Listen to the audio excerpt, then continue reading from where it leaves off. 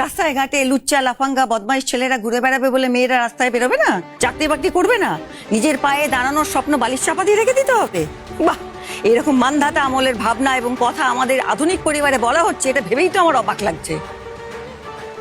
একটা অঘটন ঘটলে এই অবিনাশ মল্লিকের নামটাই ডুববে। অঘটন ঘটার আগে তাকে তৈরি করা দরকার, কনফিডেন্স দেওয়া দরকার, আর সেই জন্যই তাকে মনোবল জোগানো দরকার, সাহস জোগানো দরকার। তা না করে আমরা কি করছি, সবাই মিলে ওকে ভয় দেখাচ্ছি। আর ভয় দেখালেও তৈরি হবে? সত্যি যেদিন অঘটন ঘটার মতন পরিস্থিতি হবে সেদিন ও তৈরি থাকবে নিজেকে বাঁচানোর জন্য। তুমি থামো তো বর্দি ভাই, সাহস কি বলছো? দুঃসাহস বলো।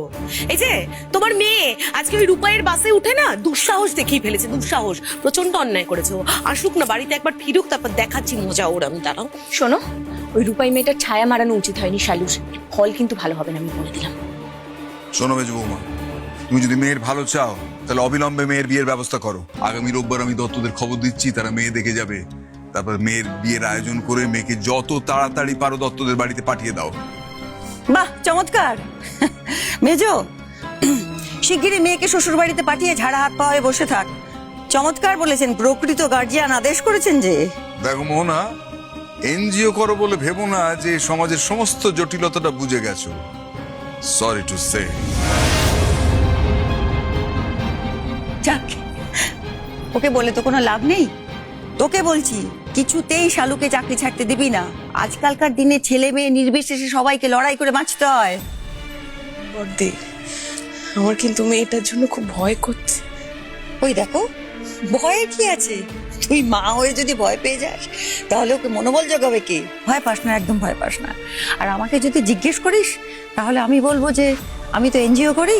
আমার এনজিওতে কত মেয়ে সাহায্য চাইতে আসে, ভেঙে পড়া মেয়েদের দল। আমি তাদেরও দেখেছি। অন্যদিকে দেখলাম এই রূপাই মেয়েটিকে, হ্যাঁ, একা পাবলিক বাস চালিয়ে নিজের সংসার চালিয়ে দিচ্ছে। কি অদম্য সাহস, কি জেদ মেয়েটার!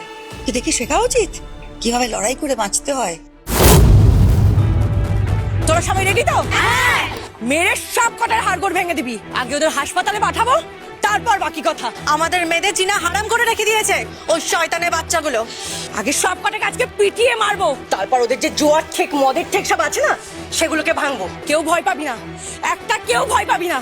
আজকে যদি ভয় পেয়ে যাস না, এরা কিন্তু সারা জীবন ভয় দেখাবে। যে যেটাকে পারবি, যেভাবে পারবি মারবি, পুরো মেরে না মাথার খুলি টুলি সব ফাটিয়ে দিবি। কিন্তু রূপাই যদি আমাদের পুলিশে ধরে নিয়ে যায় তখন? ধরে নিয়ে যাক, পুলিশ তো দুষ্কৃতীদের কিছু করবে না, শুধু নিরীহ মানুষকে টেনে নিয়ে হ্যারাস করবে। ধরে নিয়ে গেলে নিয়ে যাবে, ওসব পুলিশের ভয় না, তোরা আমাকে দেখাস না। আজকে সব কটা শ্রাদ্ধ করব। দে লাঠিটা দে। গুন্ডা বাহিনী নিপাত যাক, নিপাত যাক,